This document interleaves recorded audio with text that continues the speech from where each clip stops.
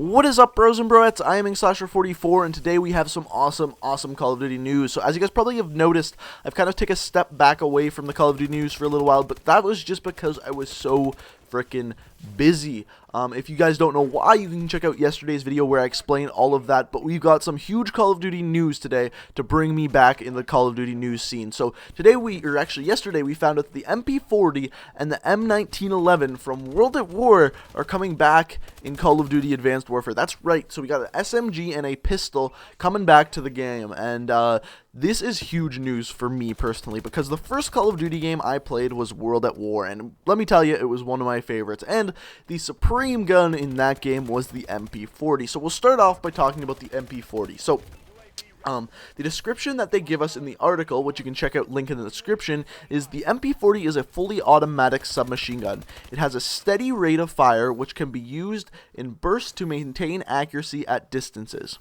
It's a great weapon to use for rushing objectives like capture the flag or uplink.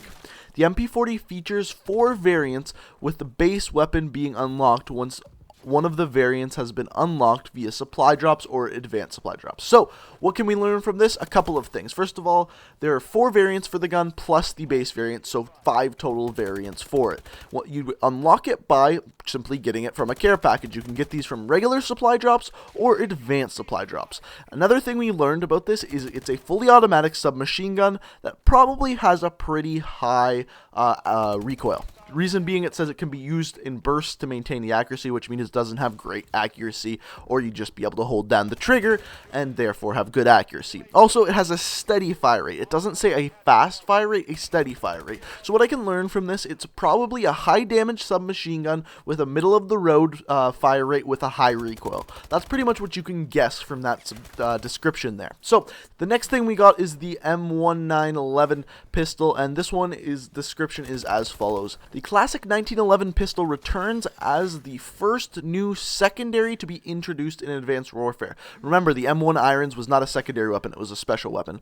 This pistol has stood the test of time, being used as a standard issue firearm by the U.S. Armed Forces from 1911 to 1986. That's a really long time for a pistol to be kind of up in the most used pistols in the world. So it's known for having low recoil and works great at close to medium range. The 1911 has 4 variants, and the base variant is unlocked for Creator class once one of the variants has been unlocked via supply drops or advanced supply drops. It's a great secondary weapon to have on hand when you run out of bullets in your primary. So, what can we learn by this? Again, comes in advanced supply drops and regular supply drops. We also learned some history, which was something a little interesting, but the one thing we can know about Sledgehammer is they try to make their guns really realistic. Like, if you look at the M16 that they just released, it actually turns out that the iron sights are very similar to the real-life iron sights, which a Call of Duty game doesn't normally do.